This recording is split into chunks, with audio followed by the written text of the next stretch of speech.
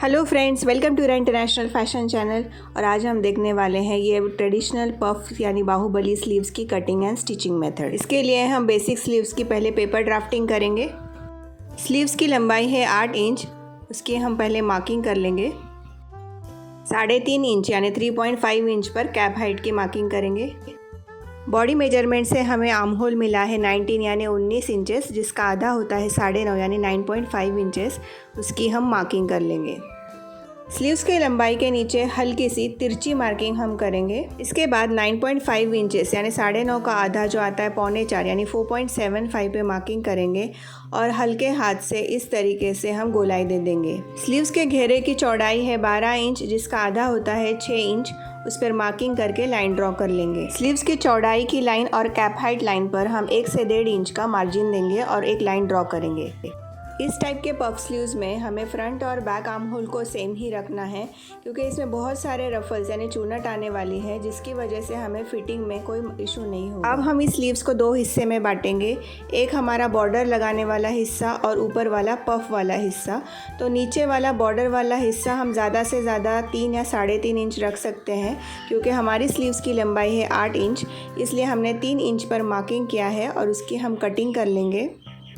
हमने ये अस्तर का कपड़ा लिया हुआ है, जिसमें हम पफ पार्ट की कटिंग करेंगे। अस्तर का कपड़ा कभी कभी किनारों पर सीधे लाइन में नहीं होता है, तो सबसे पहले उसे सीधे लाइन से मार्क कर ले। पेपर कटिंग में हमने लंबाई के लिए सिलाई मार्जिन नहीं छोड़ा था, तो इसलिए हम यहाँ पर आधा इंच का सिलाई मार्जिन पहले मार्क कर लेंगे। आपको स्लीव्स में पफ कितना चाहिए, कम या ज़्यादा, उसके हिसाब से आप 3 से 5 इंच तक एक्स्ट्रा फैब्रिक छोड़ सकते हैं। मुझे हेवी पफ चाहिए, इसलिए मैंने 5 इंच का मार्जिन छोड़ा है। इस मार्जिन की लाइन को छोड़ते हुए हम ऊपर के साइड की पेपर कटिंग को इस तरीके से बिछा लेंगे। पफ स्लीव्स में हम चूनट ऐड करते हैं, इसलिए ऊपर की ओर 1.5 से 2 इंच तक हमें एक्स्ट्रा लेना होता है। तो मैंने यहाँ पर 2 इंच की मार्किंग की है और हमारे पेपर कटिंग के आर्म होल को इस तरीके से मैं उससे जॉइन कर दूंगी। अब इस ड्राफ्टिंग की हम कटिंग कर लेंगे। अब मेन फैब्रिक पर इसकी कटिंग कर लेंगे। अब साड़ी के बॉर्डर को इस तरीके से हाफ में फोल्ड करेंगे और उसके ऊपर पेपर कटिंग इस तरीके से बिछा लेंगे। हमने लेंथ में कोई मार्जिन नहीं रखा था, इसलिए इसमें आधा इंच का सिलाई मार्जिन रखते हुए हम इसकी कटिंग करेंगे। इसी तरह इस पेपर कटिंग के ऊपर और नीचे आधा इंच सिलाई मार्जिन रखते हुए हम अस्तर की भी कटिंग करेंगे।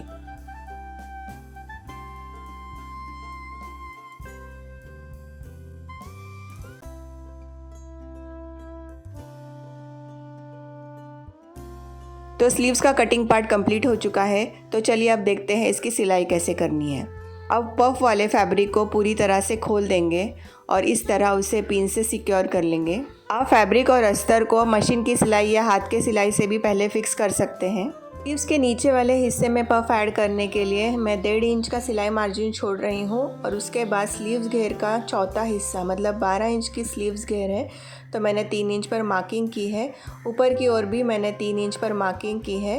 ये मार्किंग हमें दोनों साइड पे करनी है और इन मार्किंग के बीच में हम लोग चूनट ऐड करने वाले हैं।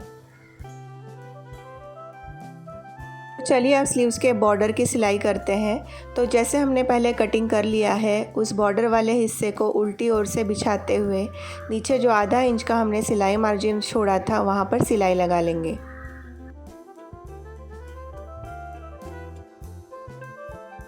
अब इस सिलाई लगाए हुए हिस्से को ओपन करेंगे और इसे इस तरह बिछा लेंगे। उसके बाद इसे फोल्ड कर नीचे से फिनिशिंग वाली सिलाई लगा लेंगे। अब बॉर्डर पे जो ऊपर की ओर आधा इंच मार्जिन छोड़ा था, सिर्फ उसे ही हम मोड़ेंगे। अस्तर या लाइनिंग वाले मार्जिन को अभी हमें नहीं मोड़ना है। तो देखिए इस तरीके से हमने इसे रेडी कर दिया है।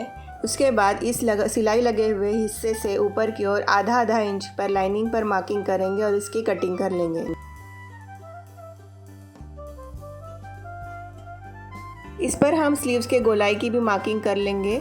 हमारी केस में वो 12 इंच है, तो इसका सेंटर लेते हुए दोनों साइड में 6-6 इंच पर मार्किंग करेंगे। अब पेपर कटिंग रखते हुए जहाँ तक हमारा पफ इस पर जॉइन होने वाला है उसकी भी मार्किंग कर लेंगे। अब इसे आधे में फोल्ड कर लेंगे और उस पर पेपर कटिंग रखते हुए जहाँ पर हमें सिलाई लगानी है उसकी मार्किंग कर लेंगे।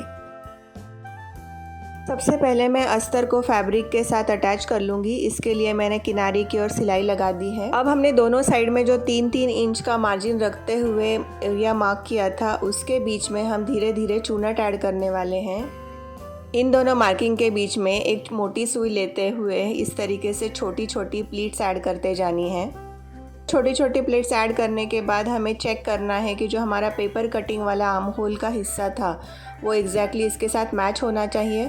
अगर ये इससे कम होगा तो हमें कुछ चूनट खोलनी पड़ेगी और ज़्यादा होगा तो हमें और प्लीट्स ऐड करनी पड़ेगी। हमारी प्लीट्स एग्जैक्टली आर्म होल के लंबाई से मैच हो चुकी हैं, तो ऊपर का साइड हमारा कंप्लीट हो गया है। नीचे की ओर भी 2 कटिंग के बीच में इस तरीके से मोटी सुई लेते हुए छोटी छोटी प्लीट्स ऐड करेंगे, लेकिन इस प्लीट्स की डायरेक्शन ऊपर वाले प्लीट्स के डायरेक्शन के अपोजिट रखेंगे, जिससे बहुत अच्छा पफ आएगा। देखिए मशीन पे हमने ये दूसरी साइड की भी चूनट ऐड कर दी है। अब पेपर कटिंग रखते हुए हम लोग स्लीव्स की गोलाई के साथ उसे मैच करेंगे। हमारी केस में ये एग्जैक्ट मैच हो चुका है। हमारा स्लीव्स का पफ रेडी हो चुका है। अब इसे नीचे वाले हिस्से के साथ हमें जॉइन करना है। तो अब बॉर्डर वाले हिस्से को हम पहले खोल देंगे।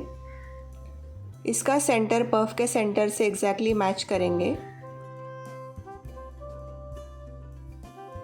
तो देखिए हमें पफ किस तरीके से बिछाना है, मैं वापस दिखाती हूँ।